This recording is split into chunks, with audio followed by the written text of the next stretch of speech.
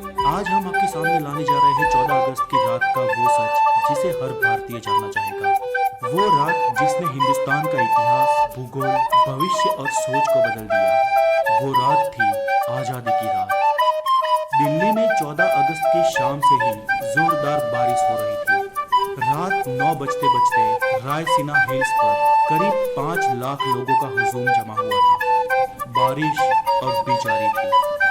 रात को करीब 10 बजे सरदार पटेल, जवाहरलाल नेहरू, डॉक्टर राजेंद्र प्रसाद और माउंटबेटन वाइसरॉय हाउस पर 14 अगस्त 1947 की रात 12 बजने में कुछ ही मिनट बाकी थे जब पंडित जवाहरलाल नेहरू ने 2 लाइनें लिखकर अपना प्रवचन शुरू किया।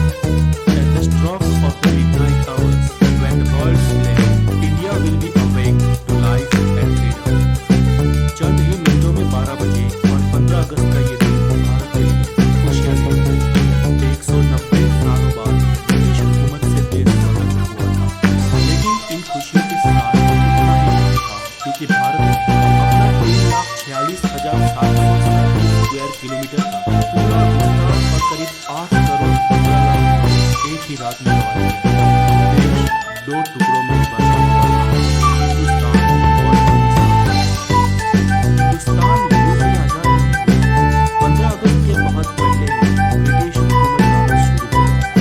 महात्मा गांधी के जन आंदोलन से देश में नई क्रांति की शुरुआत हुई, तो एक और सुभाष चंद्र बोस की आजाद हिंद फौज ने अंग्रेजों का जीना दुश्वार कर रखा था।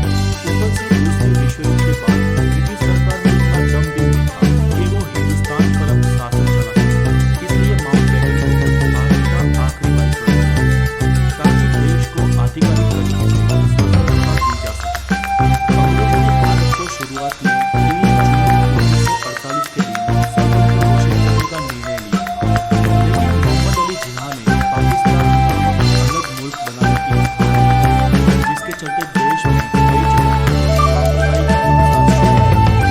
बिगड़ती परिस्थितियों में अंग्रेज भारत को हो सके तो जल्दी स्वतंत्र राष्ट्र घोषित कर देना चाहिए, क्योंकि अंग्रेजों को भी भारत को आखिरकार एक टुकड़े में करना था।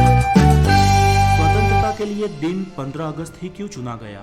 तो इसमें ऐसा है कि सिर्फ हम भारतीय ही शुभ और अशुभ में नहीं मानते थे, बल्कि अंग्रेज भी उतना ही मानते थे।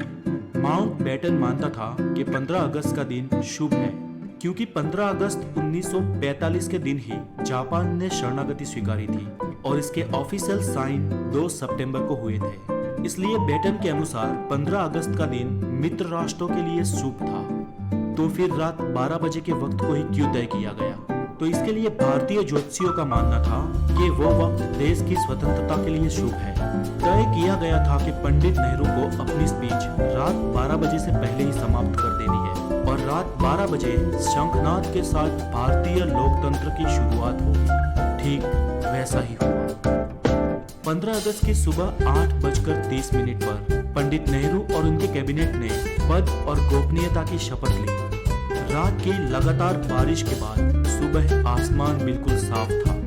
लोग बेसब्री से इंतजार कर रहे थे आजाद भारत के तिरंगे को लहराते हुए अपनी आंखों से देखने का।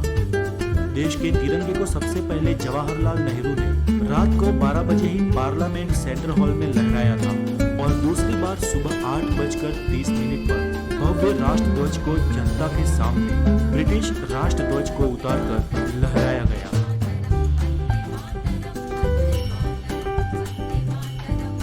देशवासियों की आंखों में खुशी के आंसू थे।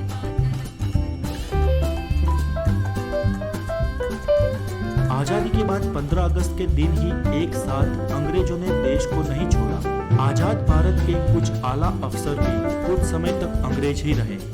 1500 ब्रिटिश सैनिकों की पहली टीम 17 अगस्त 1947 के दिन अपने देश रवाना हुई, तो आखिरी टीम 27 अगस्त 1948 के दिन निकली। दोस्तों, ताज्जुब की बात ये कि लुटेरे अंग्रेज हमारे देश के अतिथि बन के आए हो, उस तरह से उन्हें विदा किया गया। उनकी आखिरी फौज ने जब मुंबई के बंदरगाह से विदाई ली, तब जॉर्ज पंचम को विदाई देने वाला गीत बैंड बाजा के साथ बजाया गया। आजादी से 190 साल पहले भी अमीर चंद और मीर जाफर ने रॉबर्ट क्लाइन का ऐसे ही सम्मान के साथ स्वागत किया था। और फिर क्या हुआ? प्लासी का युद्ध और 190 साल की स्वतंत्रता।